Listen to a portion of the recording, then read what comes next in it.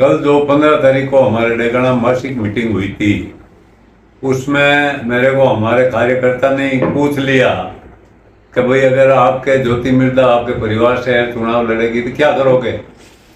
तो मैंने ये जो सारी बातें कही है वो उस रूप में नहीं कही है। मैंने ये कहा है कि भाई मेरा मकसद कहने का यह था कि हनुमान बेनीवाल जब रोज हमारे इलाके में घूमता है, हमारी पार्टी के खिलाफ बोलता है, राजस्थान के मुख्यमंत्री के खिलाफ बोलता है। अभी अभी उसने एक वीडियो जारी किया, देखा होगा आपने। उसने कहा अशोक गहलोत की भाषा आपको समझ में आती है क्या। और वसुंधरा जी को उसने 2 दफे वीडियो में दारूड़ी बताया है। ये ऐसा एक नेता हो गया जो सब आदमियों के खिलाफ बोलता है। वो मेरे डेगाना मीटिंग करता है, डेगाना में आएगा, मैं उसके खिलाफ नहीं जाऊंगा। इतनी हिम्मत मैं भी रखता हूँ कि मैं उसके खिलाफ जाकर उसका नुकसान करूं।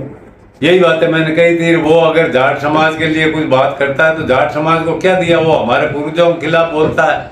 क्या साहब नाथूराम जी ने क्या किया, रामनिवास जी ने क्या किया, इन्होंने क्या किया। अरे नाथूराम जी ने वो काम किया भाई, जो जिस जमीन को किसान जोतता है उसकी खातेदारी का हक दिलाने वाले नाथूराम मिर्धा जी, बलदेव राम जी थे राजस्थान के अंदर। वो क्या बात करते हैं। और नहीं तो मैं उससे सवाल पूछता हूँ, 4 सवाल। आपने जाट समाज को क्या दिया। आप 3 बार MLA रह गए, 4थी बार सांसद बन गए। आपने क्या दिया जाट समाज को। कितने लड़कों के आपने जाट समाज के लड़कों की नौकरी लगाई। नहीं तो मैंने 20 करोड़ की जमीन नागौर में दी है, उससे 100 लड़कों का सिलेक्शन हो गया है सरकारी सेवा में। और आपने जाट समाज के लिए कहीं चंदा दिया, जाट समाज को कहीं आगे बढ़ाने के लिए काम किया। राजस्थान ने आप जाट समाज की अगर ताकत को कम किया तो आपने किया। और जाट समाज के जो राजनीतिक वर्चस्व था उसको कमजोर करने की कोशिश आपने की है। आप बताओ नहीं कि आपने जाट समाज के लिए क्या किया। मैं संयमित भाषा में आपसे पूछता हूँ, आप तो इतनी ऊंची ऊंची बातें करते हैं। दिव्या मदेरणा जी के खिलाफ आपने क्या था। क्यों वो समाज की बेटी नहीं है। उनके दादा परशुराम जी मदेरणा ने क्या नहीं किया इस राजस्थान के किसान के लिए। अरे हरीश चौधरी जी के खिलाफ बोलते हो आप, दिव्या मदेरणा जी के खिलाफ बोलते हो, मिर्धा परिवार के खिलाफ बोलते हो। इसलिए मैंने कहा मैं जाऊंगा और डटकर उसका विरोध करूंगा, जितनी मेरी ताकत है उसको लगाऊंगा। और हनुमान बेनीवाल को हराने का काम यशपाल मिर्धा जितनी ताकत से करेगा करेगा।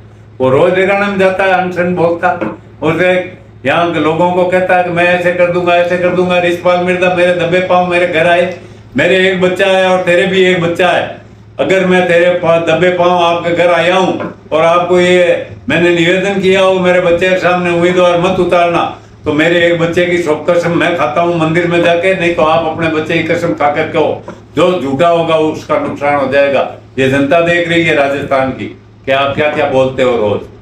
मैं इसलिए बोला कि मेरे मन में दर्द था कि रोज राजस्थान के मुख्यमंत्री के खिलाफ, वसुंधरा जी के खिलाफ और अन्य पार्टियों के खिलाफ, नेताओं के खिलाफ जो अभद्र टिप्पणियां करता है, उसके लिए मैंने कहा अगर आपने राजस्थान में किसी जाट का फायदा किया है तो आप बताओ। अन्यथा आपके जाटों के लड़कों को बर्बाद करने का काम किया, उनके खिलाफ मुकदमे करवाए, उनको अवैध कार्यों में धकेला है। और आप अच्छे संस्कार देने वाले नेता हो क्या। इसलिए मैं आपकी भर्त्सना करता हूँ, आपकी निंदा करता हूँ और आपके खिलाफ करूँ। खिलाफ नहीं बोला हूँ। कल मैंने जो बातें कही है, मैं कांग्रेस का सिपाही हूँ, कांग्रेस में रहूंगा और कांग्रेस पार्टी को मजबूत करने के लिए काम करूंगा। अगर ये अनगल बातें करते हैं तो इस पे कोई ध्यान नहीं दे और अफवाह फैलाने का काम जो इनके लोग करते हैं उन अफवाहों पर ध्यान मत दे। मैं कांग्रेस का सिपाही हूँ, कांग्रेस में रहूंगा, कांग्रेस पार्टी को। अभी थोड़े समय पहले हनुमान जी बेनीवाल ये भी बोले थे कि मैंने तेजा जी महाराज को पुजवा दिया। अरे तेजा जी के हम वंशज हैं, तेजा जी जो हमारे लोक देवता उनके बारे में आप ऐसा बोलते हो कि हमने पूजा दिया। ओ वाह भाई, आप तेजा जी से ही बड़े हो गए। मैं आपको ये जो बातें आप बोल रहे हो ना, ये जाट समाज में सब जगह ये लोगों के बात पहुंचनी चाहिए कि ये बोलते हैं कि मैं तेजा जी को मैंने पूजाया, ये तेजा जी से बड़े हैं। अब आप इसका फैसला कर दीजिए, ये बड़े हैं हनुमान बेनीवाल तेजा जी से बड़ा है या तेजा जी बड़े थे। इसका फैसला राजस्थान के जाटों को करना।